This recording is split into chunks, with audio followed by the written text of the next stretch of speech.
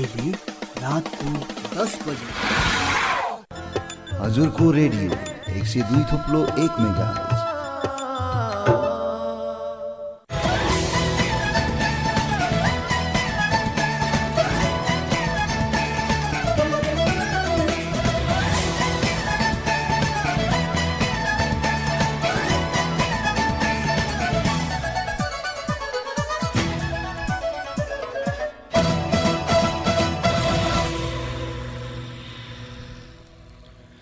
नमस्कार। राति 10 बजेको हजुरको मुख्य समाचारमा स्वागत छ। समाचारको साथमा उपस्थित छु म श्रीराज महत। तपाईले यो समाचार हजुरको रेडियो 102.1 मेगाहर्ज, इन्टरनेट अनलाइनमा हजुरको रेडियो.org.np का साथै मोबाइलको एप्लिकेसन मार्फत संसारभर एकैसाथ सुनिरहनु भएको छ। राष्ट्रपति विद्यादेवी भण्डारीले चुरे संरक्षणबाट वातावरण जोगाउनुको साथै स्थानीय जनताको जीवनस्तर परिवर्तन हुने बताउनु भएको छ। चुरे दिवसको अवसरमा सिन्धुलीको दुधौली नगरपालिका 3 झुङ्गामा आज वृक्षारोपण पछि भएको कार्यक्रममा उहाँले चुरे संरक्षणले स्थानीय समुदायको जीविकोपार्जनका अवसर सिर्जना गर्ने बताउनुभयो। उहाँले जङ्गली वन्यजन्तुको वासस्थान, जडीबुटी तथा वनस्पतिको खानी र तराई मधेस क्षेत्रमा सिँचाइका लागि आवश्यक पर्ने पानीको मुख्य स्रोत चुरे नै भएको बताउनुभयो। तराई मधेसका जनतालाई प्राकृतिक विपदबाट बचाउन पनि चुरेको संरक्षण अपरिहार्य भएको उहाँको भनाइ छ। चुरे क्षेत्रमा रहेका पालिकामा भर्खरै निर्वाचित जनप्रतिनिधिलाई भावी पुस्ताको बाँच्न पाउने अधिकार समेतलाई ख्याल गरेर व्यवस्थित भौतिक विकास गर्न र वातावरणीय अध्ययन गरेर मात्र ढुङ्गा, गिटी, बालुवा जस्ता प्राकृतिक स्रोतको सङ्कलन र उत्खनन गर्न भण्डारीले आह्वान गर्नुभयो। प्रधानमन्त्री शेरबहादुर देउवाले गैर आवासीय नेपालीहरूको नागरिकताको समस्यालाई जति सक्दो चाँडो सम्बोधन गर्ने प्रतिबद्धता जनाउनु भएको छ। आज गैर आवासीय नेपाली सङ्घ NRN ले काठमाडौँमा आयोजना गरेको नागरिकता लगानी तथा वैदेशिक रोजगारी सम्बन्धी सेमिनारलाई सम्बोधन गर्दै प्रधानमन्त्री देउवाले यस्तो बताउनु भएको हो। सबै पक्षसँग समन्वय गरी गैर आवासीय नेपालीको नागरिकताको विषयलाई जति सक्दो चाँडो सम्बोधन गर्ने उहाँले आश्वासन दिनुभएको छ। आफूसँग भएको सिप र पुँजी नेपालको विकासमा लगाउन गैर आवासीय नेपालीहरूलाई प्रधानमन्त्री देउवाले आह्वान समेत गर्नुभएको छ। प्रधानमन्त्री देउवाले बजेटमा विदेशी लगानीको न्यूनतम सीमा 5 करोडबाट घटाएर 2 करोडमा कायम गरिए पनि 10 करोड रुपियाँसम्मको वैदेशिक लगानीको स्वीकृति स्वचालित प्रणालीबाट हुने व्यवस्था मिलाइने बताउनु भएको छ।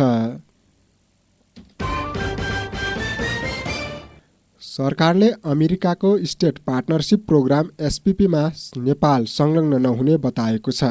रक्षा मन्त्रालयको बजेटमाथि सांसदहरूले उठाएको प्रश्नको जवाफ दिने क्रममा गृहमन्त्री बालकृष्ण खाँडले स्टेट पार्टनरसिप प्रोग्राममा नेपाल संलग्न नभएको बताउनुभयो। उहाँले नेपाल कुनै पनि सैन्य गठबन्धनको हिस्सेदार बन्न नसक्ने पनि प्रश्न पार्नुभयो। प्राकृतिक विपदको समयमा भने मानवीय सेवाको बेलामा सहयोग लिन सक्ने भन्दै उहाँले 2072 को भूकम्पको बेलामा पनि नेपालको सहमति 34 वटा मुलुकको सेना आएर उद्धारमा काम गरेको उल्लेख गर्नुभयो। नेपाल शान्ति सेनाको दोस्रो स्थानमा रहेकाले त्यसरी खटिने क्रममा सिप आदान प्रदान गर्नु स्वाभाविक भएको उहाँले बताउनुभयो।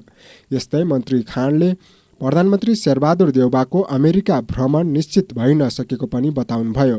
उहाँले विभिन्न देशको निम्तोमा सरकारका पदाधिकारीहरू भ्रमणमा जानु स्वाभाविक भएको भन्दै भ्रमणको कार्यतालिका बनेपछि सदनलाई जानकारी गराइने पनि उल्लेख गर्नुभयो। नेपाल र अमेरिका बीच भएको भनिएको स्टेट पार्टनरसिप प्रोग्राम SPP को विषयमा छलफल गर्न संसदीय समितिले प्रधान सेनापतिलाई बोलाएको छ। संसदको अन्तर्राष्ट्रिय सम्बन्ध समितिले SPP को सत्य तथ्यबारे छलफल गर्न भोलि प्रधान सेनापति प्रभुराम खड्कालाई बोलाएको हो। अमेरिकी सैन्य गतिविधिसँग सम्बन्धित SPP सम्झौता भएको वा नभएको विषयमा फरक विवरण सार्वजनिक भइरहेको बेला समितिले भोलि बिहान 9 बजे आधिकारिक व्यक्तिहरूलाई बोलाएर छलफल गर्न लागेको हो। छलफलमा प्रधानमन्त्री शेरबहादुर देउवाको सम्भावित अमेरिका भ्रमणको विषय पनि समावेश छ। यसका लागि परराष्ट्र मन्त्री डाक्टर नारायण खड्कालाई समितिले बोलाएको छ। आउँदो आर्थिक वर्ष 2079-80 को विनियोजन विधेयक प्रतिनिधि सभाबाट पारित भएको छ। आज अर्थमन्त्री जनार्दन शर्माले विधेयकको विषयमा उठेको प्रश्नको जवाफ दिएसँगै निर्णयार्थ प्रस्तुत भएको विधेयक बहुमतले पारित भएको हो।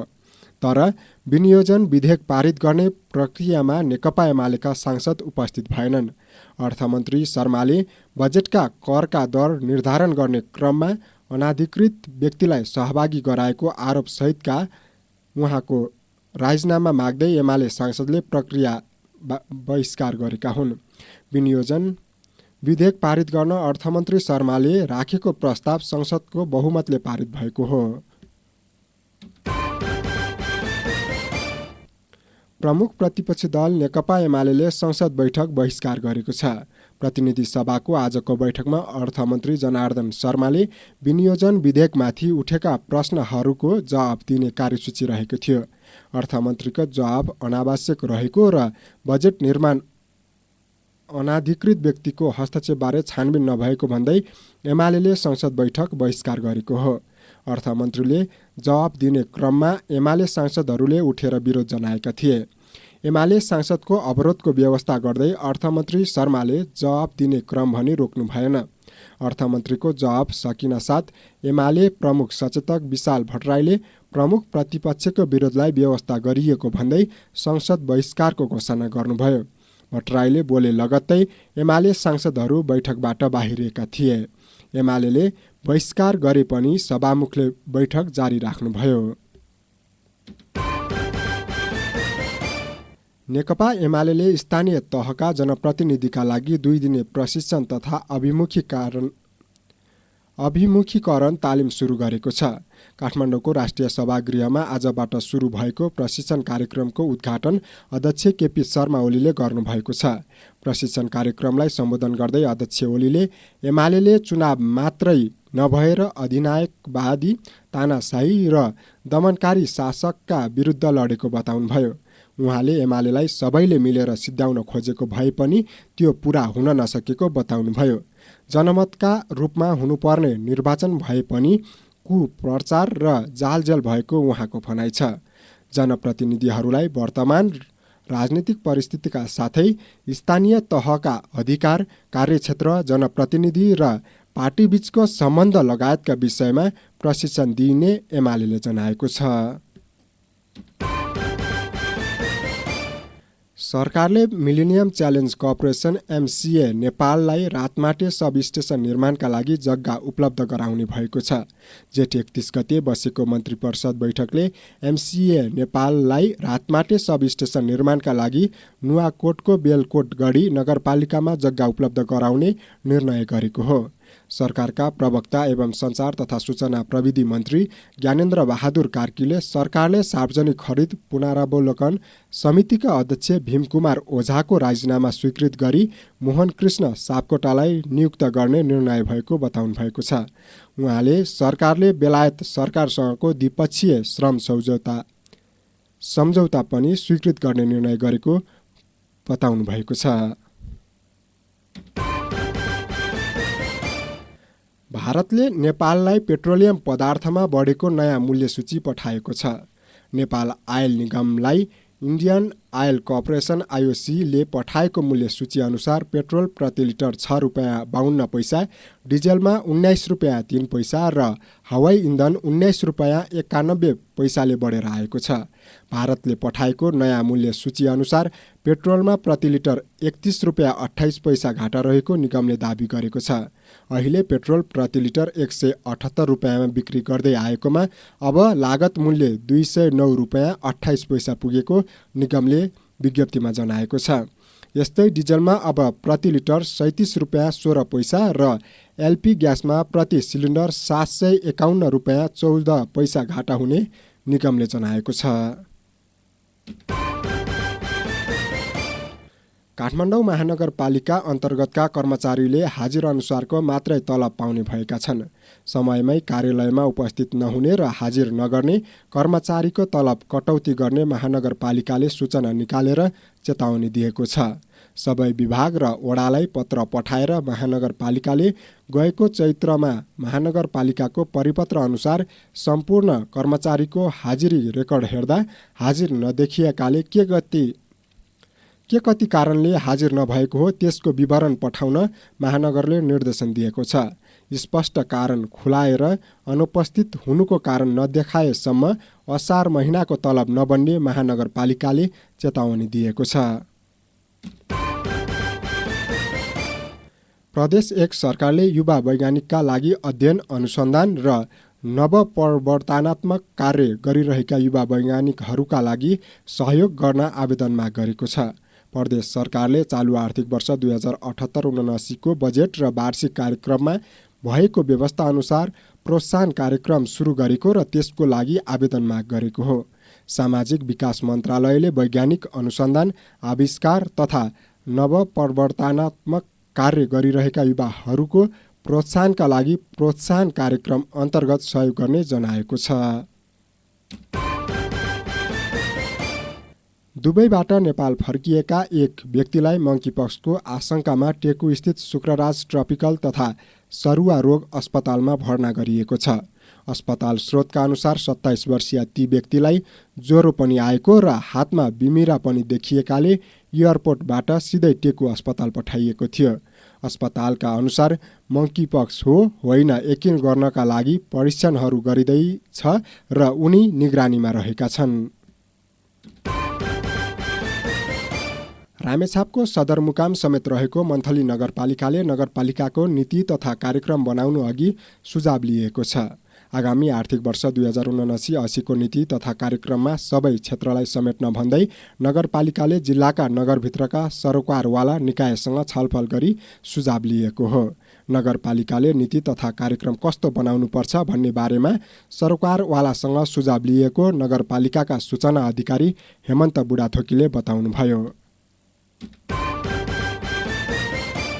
रामेछापको मन्थली नगरपालिकाले बर्खायाममा हुने क्षतिलाई रोक्न भदौसम्म सडक ट्र्याक खोल्न नदिने भएको छ। हिजो बसेको 60औं कार्यपालिका बैठकले बर्खायाममा सडक खन्दा वातावरण बिग्रने र बाढी पहिरो जाने सम्भावना बढी भएकाले सडक खन्नको लागि बन्द गर्ने निर्णय गरेको हो। सिन्धुपाल्चोकको जुगल गाउँपालिकाका तत्कालीन प्रमुख प्रशासकीय अधिकृत सहित 6 जनालाई अख्तियार दुरुपयोग अनुसन्धान आयोगले मुद्दा दायर गरेको छ। तत्कालीन प्रमुख प्रशासकीय अधिकृत ढाकाराम अर्याल, इन्जिनियर सुरेश पौडेल, सब इन्जिनियर रूप घिमिरे, लेखापाल सत्येन्द्र यादव, उपभोक्ता समितिका अध्यक्ष देवेन्द्र साके र कोषाध्यक्ष अनुषा लामालाई आयोगले भ्रष्टाचारको मुद्दा दायर गरेको हो।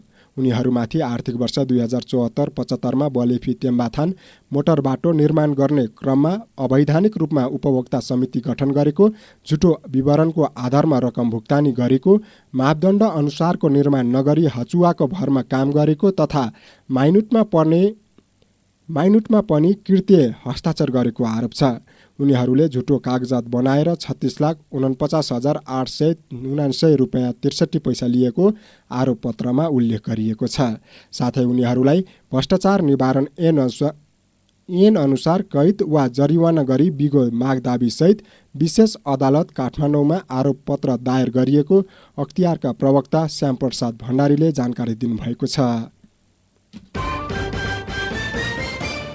र दोलखा जिल्ला झ्याकुका एक युवकको आफ्नै प्रेमिकाले हत्या गरेको पुष्टि भएको छ। यही जेठ 11 गते मृत फेला परेका गौरीशंकर गाउँपालिका वडा नम्बर 3 झ्याकुका 24 वर्षीय एन बहादुर बस्नेतको आफ्नै प्रेमिकाले कर्तव्य गरी हत्या गरेको पुष्टि भएको हो।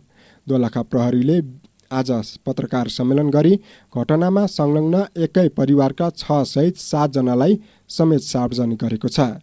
गाउँपालिकाको वडा नम्बर 3 निवासी बस्नेतकी प्रेमिकाले घाँटी थिचेर उनको हत्या गरेको अनुसन्धानबाट खुलेको छ। हौस् त राति 10 बजेको हजुरको मुख्य समाचार सकियो। हाम्रो भेट भोलि बिहान 9 बजेको हजुरको समाचारमा हुने नै छ। त्यतिन्जेलसम्मको लागि समाचार सहयोगी साथीहरूलाई विशेष धन्यवाद दिँदै म श्रीराज महत पनि यस समाचारबाट बिदा हुन्छु। नमस्कार, शुभरात्रि।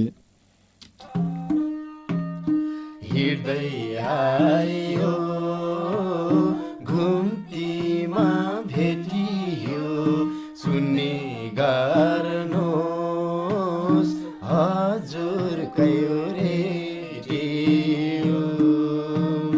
हिँड्दै आयो घुम्तीमा भेटियो सुन्ने गर्नुहोस्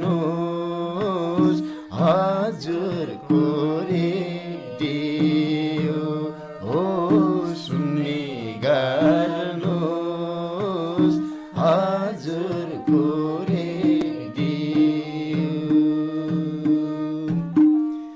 सुन्नु होला हामी पुग्छौँ हिमाल पहाड तराई। नसम्झिनु है त हजुर कहिले नि पराई। बामाको कठैबरा आँसुलाई रोक्नेछौँ देश विकासलाई मेरो हजुर काँधैमा बोक्नेछौँ। अन्याय र अत्याचारमा सधैँ सहन्ना तपाईँ बिना मेरो हजुर मर्दै रहन्न। हिँड्दै आयो घुम्तीमा भेटियो सुन्ने गर्नुहोस् हजुरको रेडियो। हिँड्दै आयो घुम्तीमा भेटियो सुन्ने गर्नुहोस् हजुरको रेडियो। हो सुन्ने गर्नुहोस् हजुरको रेडियो। हो सुन्ने